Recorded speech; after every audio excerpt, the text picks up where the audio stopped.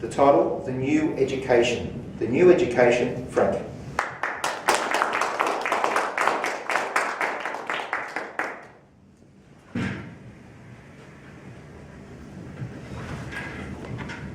Ladies and gentlemen, pleasure to be here today to talk to you about education, a really interesting topic for me. I was actually hated everything about education since I was at home, and I didn't like it. Something wasn't really resonating with me. Education in Europe is much different than here. They create a university over there, big history, blah, blah, blah. The way you go through education till you start as a child, it's too broad. I found it too broad. There's lots of information that gets put into your brain. Then what happens is, when you finish your primary school and then you go to high school, you go through it all over again, and you started from the same thing. If we say, for example, history.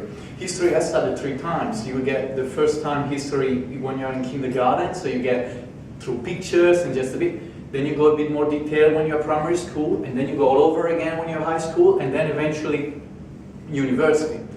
So what I'm going to talk today about the two different model of education. So there's a general education, or generic education, and there's specialized education. Now, this one is where every one of us start from, and that's where the schools and university bring us up with. There's lots of chunking up. So it's kind of a vertical model, okay? So you start building up in your brain using particularly your left side, left hemisphere of your brain, which is the analytical one. So you start building up information, these. And what happens is, when you start here and you are like a child and you're born here, you have lots of creativity. But then what happens is, when you start building up the building, you start building up this information, and then this information, and this information. During time and during the years, you having a load which is absolutely unbearable to cope with. When you arrive here eventually in university, you don't even know what was your real creative or real passion about. So having said that, I'm not saying you shouldn't go to university. Far from that, but what I'm saying is that many people they get lost in this generic information. An example is, I was shocked about, when I was young, I'm still young, but when I was a kid, I was shocked about the teachers and the professors over there. They have a massive amount of education, they have massive knowledge actually. But what happens is, they don't really know how to use them. Like, they have massive knowledge, these things, but how can you really transmutate your knowledge into success? And many of the teachers, if you want to look at like financial aspect of the thing, they have really average wage or even low wage. In Italy, they actually broke. The reason why is because they're just following the system. Like, I'm going here, and oh yeah, I just study this, and then at the end I lose my creative side. For example, I give you an example what it's really important to us, knowing all the dates of the battles in the 17th century, 15th century, 1400th century, and who married with. I'm so grateful that I forgot it all, because it brings you out of your real passion is. Now, moving to the other side of the thing, which is specialized knowledge actually. Specialized knowledge it can come from university or specialized courses, and that's where all the people are looked for during this time. These are the people that they have a specialized knowledge in one sector, and when it comes to specialized knowledge, most of the time it comes passion. It comes something that is close to your heart and something that is done with your right brain. Right brain is the creative brain. It's the brain that many people not use much, because the system is chunking up all the time all this information, and then it's like a computer. You press 300 buttons at one time, computer blackout. That's the same thing that happened in your brain. The specialized education, it comes when you're here, and then you start accumulating a bit of junk in there, then it doesn't expand. It keeps you broad enough, it keeps you narrow, and then it keeps focusing. It keeps focusing on what you're really passionate about, so you don't get confused. It doesn't get too large.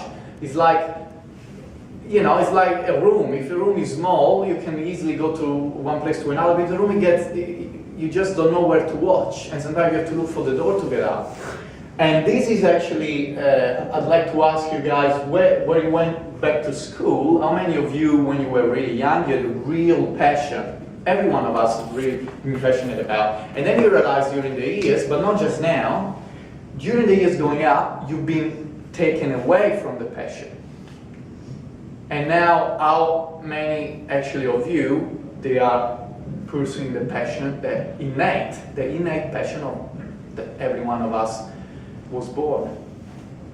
And focusing on work, you see, when you are really down here, when you're really down here, and you're not following your passion, you creating or helping someone else develop their passion. So there's two different things. When you go into the world, like Leonardo da Vinci said, a man is dead when he stops learning. And it's not about getting a master degree and getting a good job, get the pay, and that's it. You don't study anymore because that's it. That's when you're helping someone else achieving their passion.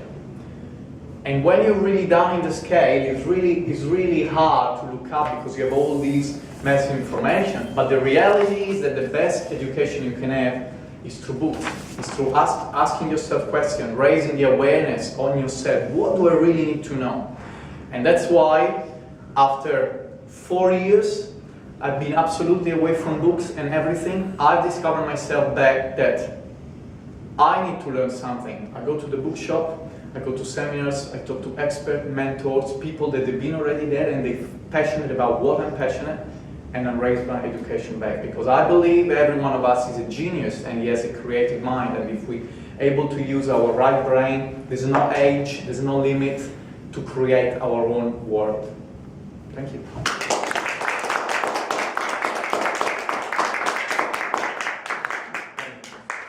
Thank you for your insights and your views on the education program in Italy and Australia, Frank. Ladies and gentlemen, as I mentioned, Frank's from A&P Toastmasters, and it is a customary at A&P Toastmasters to ring a bell when someone achieves their final speech to reach the education goal. As we don't have a bell here, can I ask you all to do the same as we did for Natalia? Please join me in standing up and applauding Frank. Thank you. Thanks very much, Frank. You know, looking at this, I've been to a few Toastmasters meetings now where we have specialists come around to tell us about the new education program coming into Toastmasters.